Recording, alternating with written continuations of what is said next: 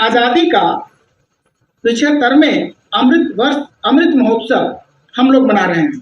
आजादी के 75 साल के बाद हम लोग जो अमृत महोत्सव मना रहे हैं, और इसके बाद भी हम लोग आज यही स्लोगन दे रहे हैं। क्या है स्लोगन? नीड, हमारी आवश्यकता आज भी बड़ी है और हमारी आमदनी आज भी छोटी है। पहले मैं इस वर्चुअल ऑडिटोरियम में जितने भी लोग हैं, आप अपने स्क्रीन पे देखें इसको। अगर आपकी स्थिति ऐसी है, अगर आपके आमदनी के गोले छोटे हैं और आपकी आवश्यकता, आपकी जरूरत के गोले बड़े हैं, तो आपको इस अवसर को नो कहने का कोई अधिकार नहीं है। कोई अधिकार नहीं है बॉस। आज भी हम लोग मूलभूत आवश्यकताएं, भोजन, वस्त्र, आवास, शिक्षा और स्वास्थ्य के बारे में फाइट कर रहे हैं। आज भी हम लोग रेस्टोरेंट जाते हैं तो मेनू का राइट हैंड देखते हैं कि उसकी प्राइस क्या है। आज भी अगर कपड़े की शॉपिंग करने जाते हैं तो एक सेल्समैन हमारी औकात बताती है कि सर आपका रेंज क्या है। वो पूछती है और बताती है कि आपकी औकात क्या है, आपकी सर रेंज क्या है। और अगर हमारी पत्नी कोई साड़ी पे हाथ रख दी तो मैं उसका प्राइस टैग देखता हूँ, और प्राइस टैग देखने के बाद ऐसा लगता है कि महंगा है, तो फिर बोलता नहीं दूसरा रेंज का निकालें। ये आज भी मुझे हो रहा है। अगर मैं शेल्टर की बात करूं तो आज अधिकांशतः लोग अपने मन के अनुसार मकान में नहीं रहते हैं। वो अपने पॉकेट जो परमिट करता है उसके हिसाब से रहते हैं। शिक्षा की क्या बात करना है, एजुकेशन लोन के बिना हम लोग आगे अपने बच्चे को पढ़ा नहीं पाते हैं। और हेल्थ, क्या मैं हेल्थ की बात करूं? मैं बात करूंगा स्वास्थ्य से समृद्धि की ओर। वो हमारे डबल डायमंड मेंटोर का ये स्लोगन है। लेकिन मैं हेल्थ की बात यही करूंगा। हमारी इच्छा रहती है कि मैं अपने माँ और पिता का चिकित्सा बड़े हॉस्पिटल में कराऊं, लेकिन पर्स कहीं न कहीं मुझे रोकता है कि भाई नहीं, आप यहाँ नहीं करा सकते हो। और मजबूरी में फिर हम लोग सरकारी हॉस्पिटल में जाते हैं और चिकित्सा कराते हैं, और अच्छी चिकित्सा के अभाव में हम माँ पिता को खो देते हैं और कहते हैं क्या कि गंभीर बीमारी से मेरे माँ पिता की मृत्यु हो गई। वास्तविकता वो नहीं है। वास्तविकता ये है कि मैं सक्षम नहीं हो पाता हूँ और अपने माँ पिता को, अपने पेरेंट्स को, अपने बच्चे को अच्छी शिक्षा और अच्छा स्वास्थ्य नहीं दे पाते हैं। क्यों? क्योंकि हमारी इनकम कम है, हमारी आमदनी के गोले छोटे हैं। आखिर कब तक ये हम लोग बहाना बनाते रहेंगे? कब तक हम लोग इस स्लोगन को गाते रहेंगे कि हमारी आमदनी कम है, हमें आज भी टमाटर महंगे लग रहे हैं? कब तक? हमें पेट्रोल महंगे लग रहे हैं, हमें डीजल महंगे लग रहे हैं, हमें बिजली का बिल महंगे लग रहे हैं, हमें थर्ड एसी सेकंड एसी का टिकट महंगे लग रहे हैं? कब तक? इस पर आपको पुनर्विचार करना होगा। आखिर हम लोग क्या कर रहे हैं? क्या कर रहे हैं कि आज भी ये चीजें हमें महंगी लगती है? आप लोग जिस भी जॉब में हैं, हम लोग जिस भी जॉब में हैं, हम लोग जिस प्रोफेशन में हैं, हम लोग चाहे डॉक्टर हैं, इंजीनियर हैं, चार्टर अकाउंटेंट है, आर्किटेक्ट हैं, हम ट्यूशन पढ़ाते हैं, हमारा कुछ और प्रोफेशन है, हमारा कोई और जॉब है, प्राइवेट सेक्टर में जॉब है, गवर्नमेंट सेक्टर में जॉब है, या फिर मैं कोई व्यवसाय करता हूँ। आप सभी लोगों को मैं सलाम करता हूँ, सैल्यूट करता हूँ आपके जॉब का, चाहे का, आपके प्रोफेशन का। उसके माध्यम से आपको समाज में प्रतिष्ठा मिलती है। लेकिन क्या उस जॉब, उस बिजनेस, उस प्रोफेशन से आने वाला इनकम सफिशिएंट है क्या? अगर सफिशिएंट नहीं है तो फिर से प्रश्न करना है, क्या वो इनकम सफिशिएंट है क्या? और अगर सफिशिएंट है तो शायद ये अवसर आपको देखने की कोई जरूरत नहीं है। मुझे वैसे लोगों को इस अवसर देखने की कोई जरूरत नहीं है जो कहते हैं 33 पांव पसारिए जेती लंबी 100। मुझे वैसे लोगों की जरूरत नहीं है जो कहते हैं कि पैसे सभी बीमारी का जड़ है, अधिक पैसा होना सेहत के लिए अच्छा नहीं है। मुझे वैसे लोगों की जरूरत नहीं है। ये वो लोग बोलते हैं जिनके पास पैसे कम होते हैं। वही लोग बोलते हैं कि बहुत ज्यादा पैसा होना अच्छी बात नहीं है। आज इस अवसर को जब आप नजदीक से देखेंगे और उसको समझने का प्रयास करेंगे तो मैं दावे के साथ कह सकता हूं कि आपकी आमदनी का गोला इतना बड़ा हो जाएगा कि सभी आवश्यकताएं छोटी हो जाएगी और सिमट जाएगी। आप अपने इच्छा अनुसार भोजन, वस्त्र, आवास, शिक्षा और स्वास्थ्य इन तमाम चीजों की कल्पना करने लगेंगे। आज मैं करना शुरू कर दिया हूँ फ्रेंड्स, मैं करना शुरू कर दिया हूँ, और इसमें कई सक्सेसफुल लीडर हैं जो रिकॉग्निशन के दौरान आप उनको देखेंगे, उनको जानते हैं कि आज उनके इनकम के गोले इतने बड़े हो गए कि वो कंप्रोमाइज की जिंदगी नहीं, चॉइस की जिंदगी जी रहे हैं। हम औसत मध्य वर्ग की सबसे बड़ी विडंबना है कि हम लोग चाहते तो सब कुछ, हम लोग चाहते तो हैं सब कुछ, लेकिन अपने को चेंज करना नहीं चाहते। ये हम औसत मध्य वर्ग की विडंबना है। हम चाहते हैं बड़ी बड़ी गाड़ियों में घूमना, हम चाहते हैं बड़े बड़े महलों में रहना, हम चाहते हैं अपने बच्चों को अच्छी शिक्षा देना, हम चाहते हैं कि लंबी गाड़ी में चलूं, और मैं चाहता हूं टूर एंड ट्रेवल भी करूं, लेकिन चेंज करने को तैयार नहीं है, अपने को बदलने को तैयार नहीं है। Friends, change is inevitable, change is inevitable. परिवर्तन शाश्वत है। किसी ने कहा है परिवर्तन हमेशा विकास नहीं ला सकता है, लेकिन परिवर्तन के बिना कोई विकास नहीं होता है। परिवर्तन तो करना ही होगा। जब तक आप परिवर्तन नहीं करेंगे, आप देखिए ना, अभी गर्मी के मौसम के बाद बरसात का मौसम आया, बरसात के मौसम के बाद सर्दी का मौसम आएगा, और फिर बसंत ऋतु आएगा। प्रकृति ने भी परिवर्तन को एक्सेप्ट किया, हमें भी और आपको भी एक्सेप्ट करना होगा। अगर जीवन में बढ़ना है तो परिवर्तन करना होगा। क्या परिवर्तन करना होगा? परिवर्तन करना होगा अपने पुराने आदतों की, परिवर्तन करना होगा अपने दृष्टिकोण का, परिवर्तन करना होगा अपने एसोसिएशन का, परिवर्तन करना पड़ेगा अपनी जो कुछ गंदी आदतें हैं पुरानी, उसका। अगर आप ये करने को तैयार हैं तो ये अवसर आपको वो तमाम चीजें दे सकती है जिसकी आप कल्पना कर रहे हैं और जिसकी आप कल्पना नहीं कर रहे हैं। मैं बात को आगे बढ़ाता हूं। दूसरी स्लाइड, पहले मैं ये बताना चाहूंगा, मैं जिस अवसर की चर्चा कर रहा हूं, आखिर ये अवसर है क्या? क्या है ये अवसर? इस अवसर का सिद्धांत क्या है? दिस अपॉर्चुनिटी, इसका सिद्धांत है consumer power and time compounding. अगर मैं बात करूं तो इस दुनिया में दो लोग बहुत महत्वपूर्ण हैं, एक उपभोक्ता और दूसरा है, और उपभोक्ता है। अगर प्रोडक्ट एंड सर्विस को तो सरकार को रेवेन्यू नहीं मिलेगा और सरकार चल नहीं पाएगी। तो मैंने कहा ना, उपभोक्ता और मतदाता, ये दो बहुत इंपॉर्टेंट है। और आज हमें समझना है हमारे अंदर की जो शक्ति है, कंज्यूमर पावर, उपभोक्ता की शक्ति, हमारे शक्ति को समझ करके आज अमेज़न के मालिक जेफ बेजोस दुनिया के सबसे बड़े धनी व्यक्ति बने हुए हैं। हमारी कंज्यूमर पावर को समझ करके मुकेश अंबानी आज दुनिया के सबसे धनी आदमी बने हुए हैं, लेकिन हम और आप वहीं के वहीं हैं। ये अवसर आपको बताता है कि आपका कंज्यूमर पावर की ताकत क्या है, ये बताता है कि टाइम की कंपाउंडिंग कैसे होती है। क्या आपको पता है कि यह विश्व, यह दुनिया दो क्राइसिस से गुजर रही है, एक इकोनॉमिक क्राइसिस और दूसरा हेल्थ क्राइसिस। मैं अपनी चर्चा करने जा रहा हूं। ये अवसर इकोनॉमिक क्राइसिस को भी ओवरकम कर रही है और हेल्थ क्राइसिस को बताऊंगा कि कैसे इकोनॉमिक क्राइसिस और हेल्थ क्राइसिस को ओवरकम करेगी। अब मैं बात करूंगा हु विल डू, कौन करेगा इस बिजनेस को।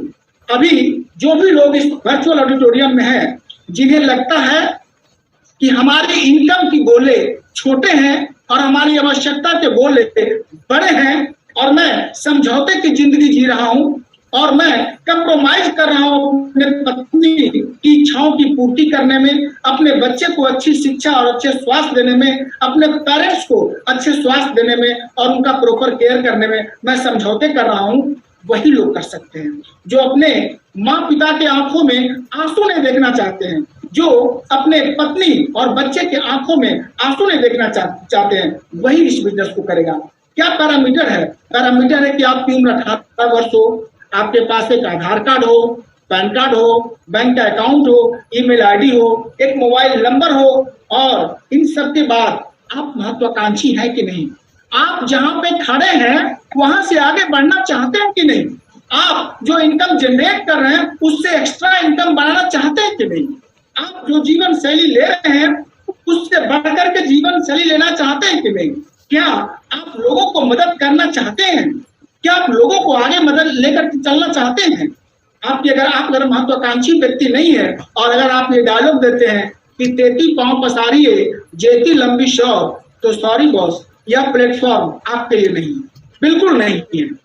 और दूसरा, विलिंग टू चेंज, क्या आप परिवर्तन को एक्सेप्ट करने को तैयार हैं? परिवर्तन को स्वीकार करने को तैयार हैं? और आप क्या सीखने और सुनने को तैयार हैं?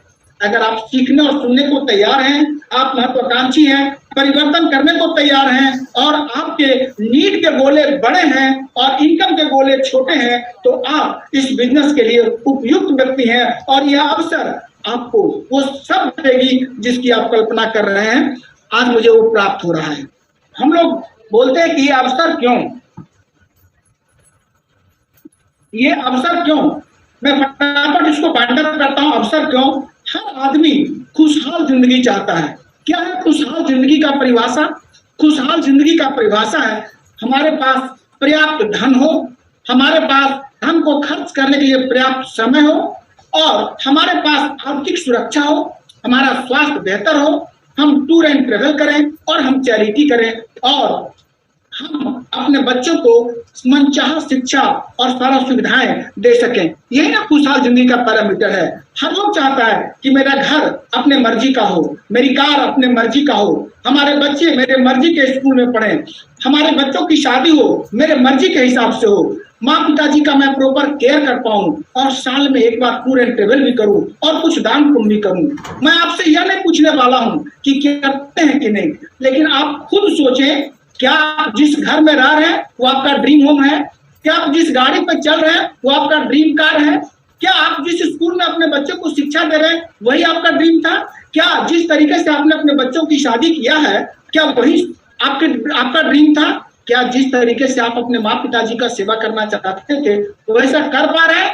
तो क्या जवाब ऐसा है कि लोग, आप खुद सोचें। और टूर एंड ट्रेवल के नाम पर कहीं ऐसा तो नहीं कि पत्नी और बच्चे को लेकर गर्मी के छुट्टी में नानी घर चले जाते हैं? और अगर बात चैरिटी की आती है तो आप इंतजार करते हैं मैं क्या दान करूंगा, अगर कोई मुझे दान कर दे तो बड़ा अच्छा हो जाएगा, और दान के रूप में अगर ससुराल से कुछ मिल जाए तो कुछ कहना नहीं है। ये मैं आपकी बात नहीं कर रहा हूँ, ऐसा मैं सोचता था। आप लोग तो धनी व्यक्ति हैं भाई, आप लोग को मैं बात नहीं कर सकता हूँ, लेकिन एक ही बात बोलूंगा कि सफिशिएंट मनी का ये परिभाषा है।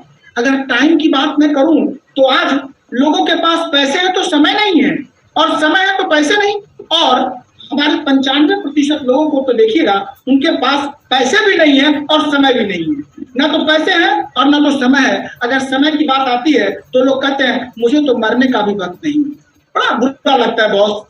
समय भगवान ने मुझे दिया, समय भगवान ने मुझे दिया और मैंने समय कहीं और बेच दिया और फिर उसी समय को परचेज करते हैं। सेवा में निवेदन पूर्वक सूचित करना है कि मेरी पत्नी की तबीयत खराब है, मुझे 2 दिन का सीएल स्वीकृत करने की कृपा की जाए।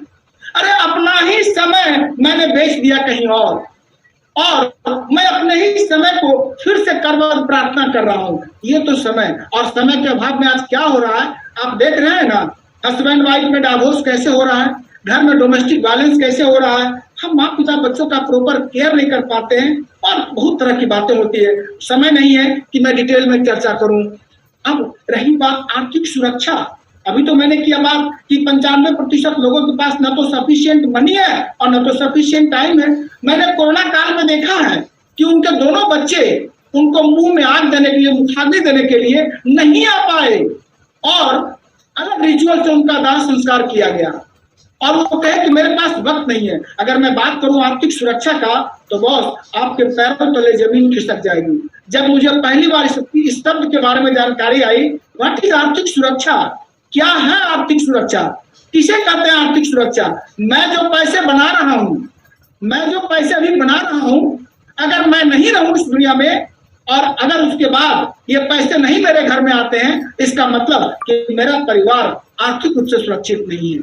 जब हमसे किसी ने प्रश्न किया व्हाट इज योर इनकम, मैंने बताया XYZ, बोला your income minus you, then what, मैंने बोला 0।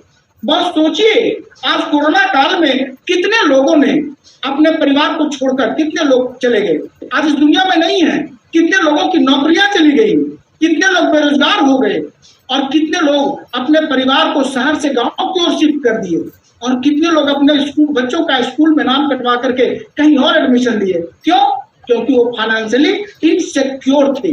क्यों थे इनसिक्योर? आपने अच्छी शिक्षा लिया, आपने अच्छी पढ़ाई किया, आपने अच्छी जॉब लिया, आप अच्छे प्रोफेशन लिए, आप अच्छे व्यवसाय कर रहे हैं, फिर भी आर्थिक रूप से असुरक्षित क्यों हैं? फाइनेंशियली इनसिक्योर क्यों हैं? हमारे अपलाइन, जिनका नाम मैं लेना नहीं भूलूंगा, मिस्टर रविशेखर सिन्हा और बिट्टू सर, मैं उनको बोलता हूं, उन्होंने मुझे कहा था कि मनोज जी, इस दुनिया में 95% लोग इस तरह के मकान में रहते हैं जिनके मकान में आमदनी का एक पिलर होता है। क्या आप वैसे मकान में रहना पसंद करेंगे? मैंने कहा नेवर, कभी नहीं। उन्होंने बगल में दिखाया कि देखिए 5% लोग इस दुनिया में, उनके घर में इनकम के एक पिलर नहीं, अनेकों पिलर होते हैं। अगर किसी एक में चुनौती भी आ गया तो उसके घर की अर्थव्यवस्था पर कोई फर्क नहीं पड़ेगा। मैंने कहा ये तो बहुत अच्छी बात आपने किया। फिर उन्होंने कहा मनोज जी देखिए, स्कूटर निर्जीव है, कार निर्जीव है और उससे स्टेपनी चाहिए। वो 50 किलोमीटर 100 किलोमीटर की दूरी तय करेगा तो आप देख रहे हैं स्कूटी में स्टेपनी है, आप देख रहे हैं इस कार में स्टेपनी है। उन्होंने कहा मनोज जी आपके जीवन में कोई आमदनी का स्टेपनी है क्या? हमने कहा सर मेरे पास तो कोई प्लान भी नहीं है। मेरा तो ये जो स्कूटी लाल रंग की स्कूटी है, मेरी उस समय हीरो होंडा गाड़ी होती थी और हमारे भी 3 बच्चे, इसी तरह से हमारी पत्नी और बच्चे लग करके हम लोग पटना शहर में चलते थे। हमने कहा सर यही आर्थिक सुरक्षा। उन्होंने कहा नहीं मनोज जी, आपको ये सोचना होगा कि जो काम अभी आप कर रहे हैं, अगर वो काम किसी कारणवश छूट गया तो क्या आपकी आमदनी आते रहेगी? अगर आमदनी आते रहेगी तो इसका मतलब आप फाइनेंशियली सिक्योर है। फ्रेंड्स, आप अपने को पूछिए, क्या जो काम आप कर रहे हैं उस काम को अगले 6 महीने तक अगर बंद कर देंगे और अगर आपके आमदनी पर कोई प्रतिकूल प्रभाव नहीं पड़ेगा तो यह आपके लिए प्लेटफॉर्म नहीं है, आप कहीं और बैठ सकते हैं। और अगर आपको लगता है कि मनोज जी मैं जो काम कर रहा हूं इस काम को अगले 6 महीने तक बंद कर दूंगा तो मेरे घर की अर्थव्यवस्था डामाडोल हो जाएगा, तो आप सही जगह पर बैठे हैं, सही प्लेटफॉर्म पर है। आप हटिएगा नहीं, उतरिएगा नहीं गाड़ी से, आप सही जगह अपने डेस्टिनेशन पर पहुंच जाएंगे। मुझे यह समझ में नहीं आया कि भाई मैंने अच्छी शिक्षा लिया, अच्छी परीक्षा में उत्तीर्ण हुआ और फिर भी फाइनेंशियली इनसिक्योर क्यों? मेरे इनकम की, आमदनी की गोले छोटे क्यों हैं? तो मैंने पाया कि 95% लोग जो इनकम बनाने का प्रिंसिपल उनके पास है। डू यू नो इनकम का प्रिंसिपल क्या है? मैं तो बीपीएससी की परीक्षा पास किया, वहां कहीं पे यह सिलेबस में भी नहीं था कि आमदनी बनाने के सिद्धांत क्या है। आमदनी बनाने के सिद्धांत है income is equal to skill multiplied by time. क्या होता है स्किल? स्किल का होता है आपने क्या एजुकेशन लिया और क्या आपके पास एक्सपीरियंस है, और टाइम टू टाइम 24 घंटे भगवान ने दिया है।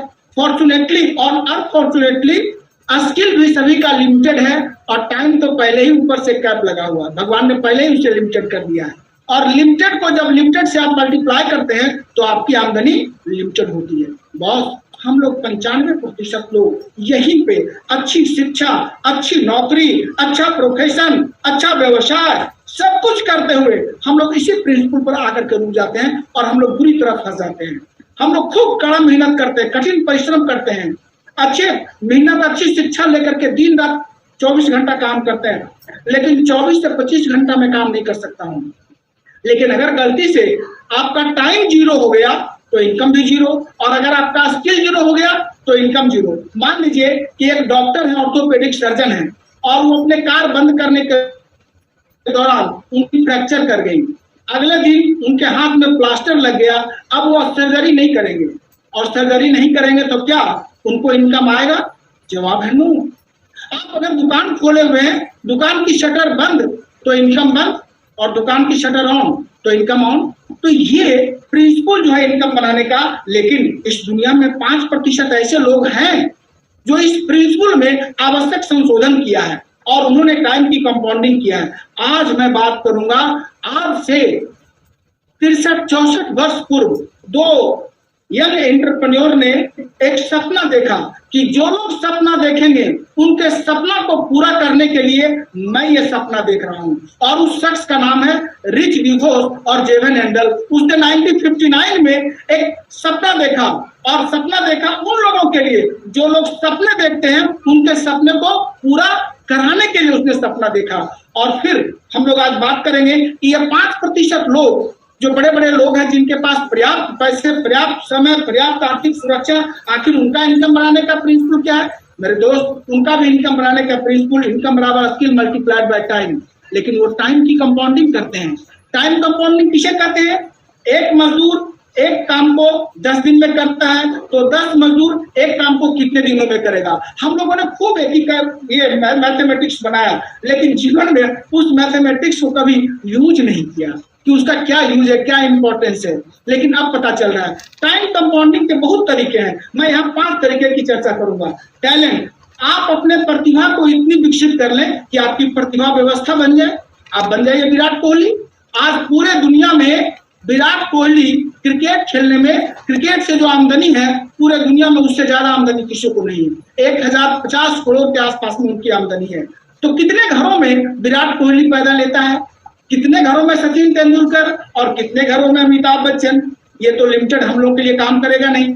दूसरा है, आपके पास 500 से 1000 करोड़ की पूंजी हो, आप लगाइए फैक्ट्री। अगर 500 से 1000 करोड़ की पूंजी होती तो आज आप जूम में मीटिंग में इस वर्चुअल ऑडिटोरियम में नहीं होते। ये भी प्रिंसिपल मेरे लिए काम नहीं करेगा। रही बात आइडिया, तो मैं बात करता हूँ कितने घर में भविष्य अग्रवाल पैदा लेते हैं जो ओला का आइडिया करते हैं। कितने घर में शशि शेखर शर्मा, क्या नाम है उसका जी? शशि शेखर शर्मा, क्या नाम है उनका? कितने घर में है विजय शेखर शर्मा, जिन्होंने पेटीएम का आइडिया लाया। ये भी प्रिंसिपल काम नहीं करती है। और एक मॉडल है जिसको बोलते हैं फ्रेंचाइज मॉडल। इसमें क्या होता है, कोई व्यक्ति काम करता है, गुडविल डेवलप करता है, और उस गुडविल को अपने शर्तों पे लोगों को देता है, लेकिन उसे देने का अधिकार नीचे किसी को नहीं है। इसी बिंदु को, ये फ्रेंचाइजी मॉडल को रिच डिवोस और जेवन हैंडल ने स्टडी किया और कहा कि ये मॉडल तो है ही, इसके साथ मैं इसमें आवश्यक संशोधन करके इसको मैं बनाऊंगा प्राइवेट फ्रेंचाइज मॉडल। और प्राइवेट फ्रेंचाइज मॉडल में क्या कहा इसने?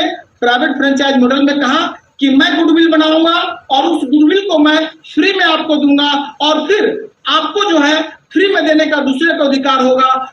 और इस तरह से अगर आप ये फ्री में गुडविल देंगे, हजारों लोग आपके टीम में आएंगे और वो लोग आपके लिए अपने लिए 1 घंटा काम करेंगे।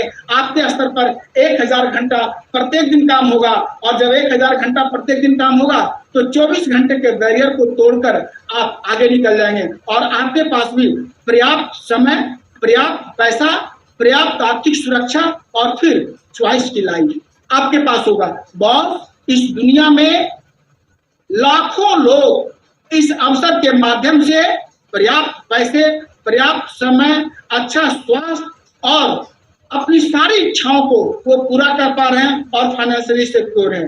अब मैं बात करूंगा कि ये ठीक है, प्राइवेट फ्रेंचाइज मॉडल का नाम क्या है? इस प्राइवेट फ्रेंचाइज मॉडल का नाम है Amway global, Amway India enterprises private limited. Boss, जब मैं इसका नाम लेता हूँ कि बात करता हूँ तो मेरे रोंगटे खड़े हो जाते हैं। आज इसने मेरी जिंदगी को बदल दिया। आज मैं एक अच्छी लाइफ लेना शुरू कर दिया हूँ। और आज, पहले मैं इंट्रोवर्ट नेचर का आदमी था, लोगों से बात करने में डरता था, लेकिन आज मैं आपके सामने बात भी कर रहा हूँ just because of this opportunity and this association. अब मैं जानना चाहूंगा कि पैसे कहाँ से आएंगे? ठीक है मनोज जी, टाइम की कंपाउंडिंग तो हो गया, पैसे कहाँ से आएंगे? मेरे दोस्त, हमारे पूर्व राष्ट्रपति डॉक्टर एपीजे अब्दुल कलाम ने कहा था, You cannot change your future. You cannot change your future, but you can change your habit, and surely your habit will change your future. आप अपने भविष्य को नहीं बदल सकते हैं, लेकिन अगर आपने पुरानी आदतों को बदल दिया तो आप अपने भविष्य को भी बदल देंगे। क्या है हमारी पुरानी आदत? हमारी पुरानी आदत जो मैंने पहले आपसे बात किया था, कंज्यूमर पावर। आज राकेश सर परिचय देते हैं कि मैं एक्स बैंकर हूं, मैं देता हूं कि मैं मनोज कुमार हूं, कोई देते हैं कि मैं राकेश कुमार हूं, मोहन कुमार हूं, लेकिन वो सबसे पहले कंज्यूमर हैं। उनका डेजिग्नेशन बाद में है, वो कंज्यूमर हैं। और ये कंज्यूमर क्या करते हैं? कंज्यूमर इनकम जनरेट करते हैं और इस इनकम को खर्च करने के लिए मार्केट जाते हैं और इनकम बराबर एक्सपेंडिचर प्लस सेविंग होता है।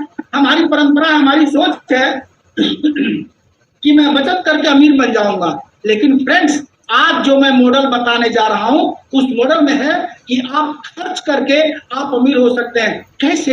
आइए मैं आपसे बात करता हूं। खर्च करने कहां जाते हैं? मार्केट में, और उस मार्केट को हम लोग बोलते हैं परंपरागत वितरण प्रणाली, traditional distribution system.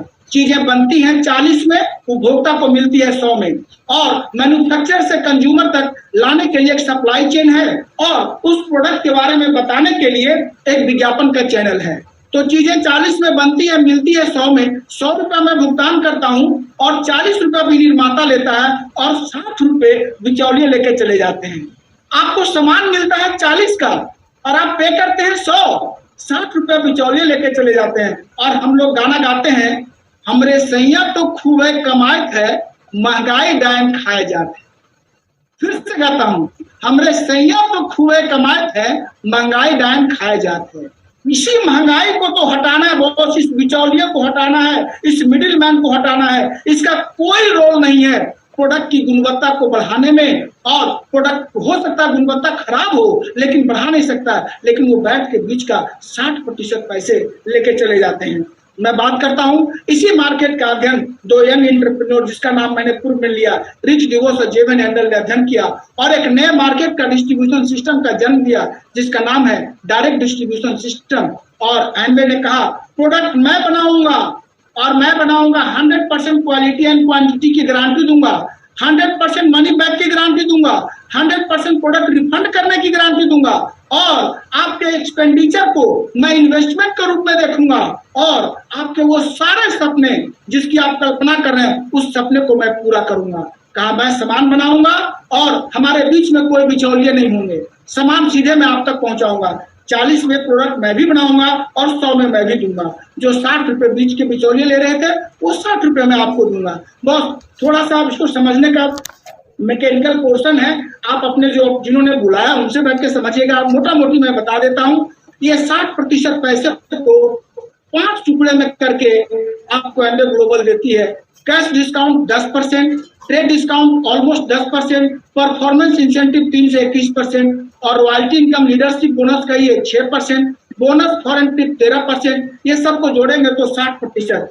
Cash discount करने की जरूरत नहीं है, ट्रेड डिस्काउंट पे माथा आपको पच्ची नहीं करने की जरूरत है, लीडरशिप कमीशन रॉयल्टी इनकम के बारे में आपको चिंता नहीं करना है, बोनस फॉरेन ट्रिप के बारे में चिंता नहीं करना, ये सब एनवे करेगी।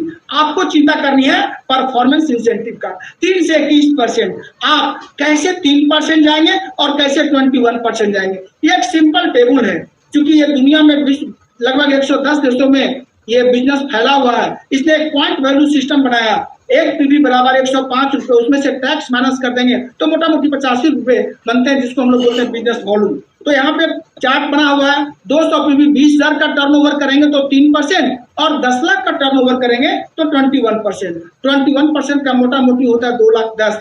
2,10,000 का मतलब होता है सारे खर्चे को काटने के बाद आप जो काम कर रहे हैं, आप जो नौकरी कर रहे हैं, आप जो प्रोफेशन कर रहे हैं, जो आप व्यवसाय कर रहे हैं, इस सभी को करते हुए, उसको बिना छोड़े हुए, वो सभी को करते हुए अपने बचे हुए समय को अगर आपने इसमें 3 से 5 वर्ष अगर आपने दिया, अपने अपलाइन के साथ अच्छी हैंड होल्डिंग करके दिया, तो ये 30 से 21% की जर्नी से लेते आगे बढ़ते हुए silver, gold, platinum, emerald, founder emerald और डायमंड, जहां पे साल की इनकम 1 करोड़ होगा। जो आप काम कर रहे हैं, जो आप नौकरी कर रहे हैं, जो व्यवसाय कर रहे हैं, जो प्रोफेशन कर रहे हैं, उसको उसके अतिरिक्त ये 1 से 1.5 करोड़ रुपया साल का इनकम अगले 5 वर्षों में बना सकते हैं। मैं आपसे पूछना चाहता हूँ, जो भी जिस प्रोफेशन में है, जो भी जिस जॉब में है, जो भी जिस व्यवसाय में है, क्या अगले 5 वर्ष में वो 1 से 1.5 करोड़ रुपया पर एनम अर्न कर पाएंगे? अगर अर्न कर पाएंगे तो उनको यहाँ रहने की कोई जरूरत नहीं है, वो फिर कुछ और कर सकते हैं। लेकिन फ्रेंड्स यकीन मानिए ये पैसे आपको मिल सकते हैं और ये पैसे लोग ले रहे हैं। क्या है इसका इलस्ट्रेशन?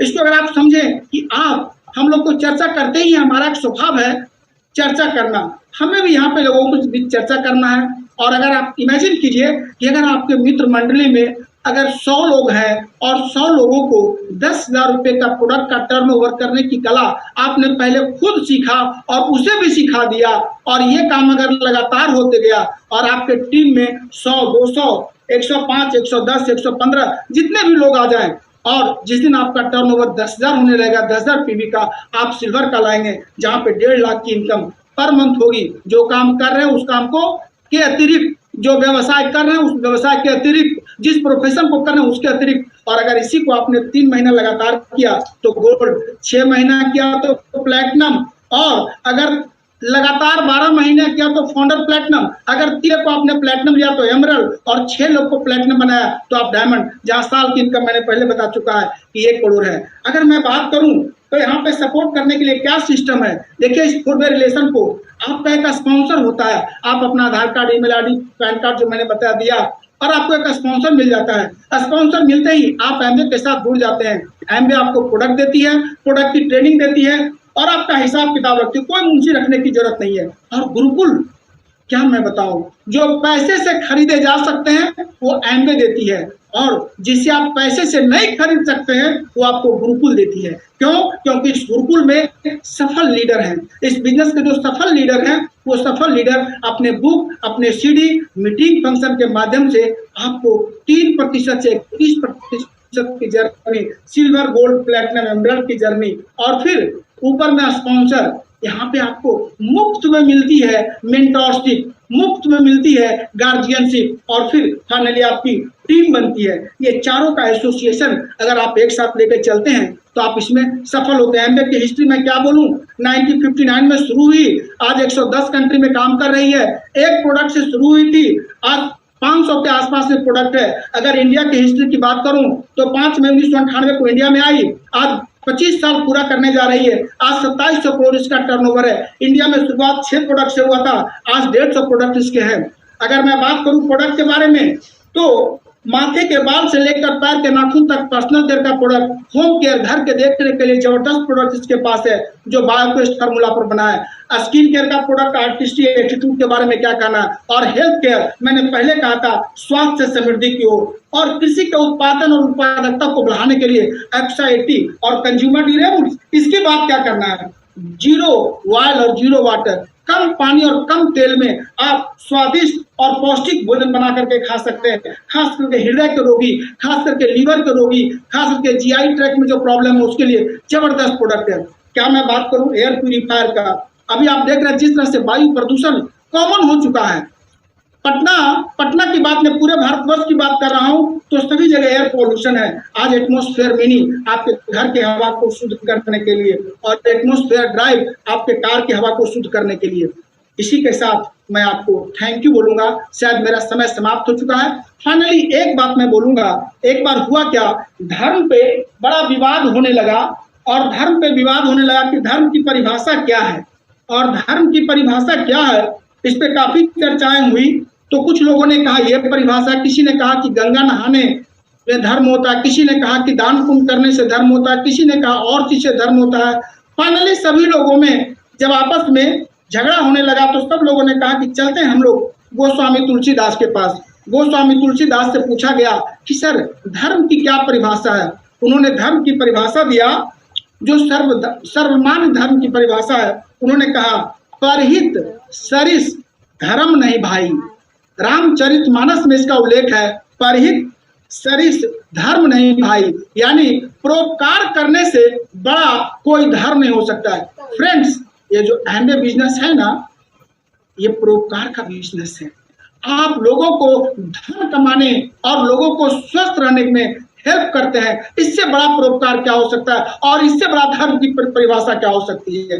एमबीए जो धर्म की परिभाषा है वो एमबीए के लिए उपयुक्त है। बॉस, मैं एक ही बात बोलूंगा, आप जिनके साथ आए हैं फिर उनके साथ बैठिए और इसके तकनीकी पहलू को समझिए, और जहां भी खड़े हैं, जिस रूप में खड़े हैं वहीं से शुरू हो जाइए। क्यों?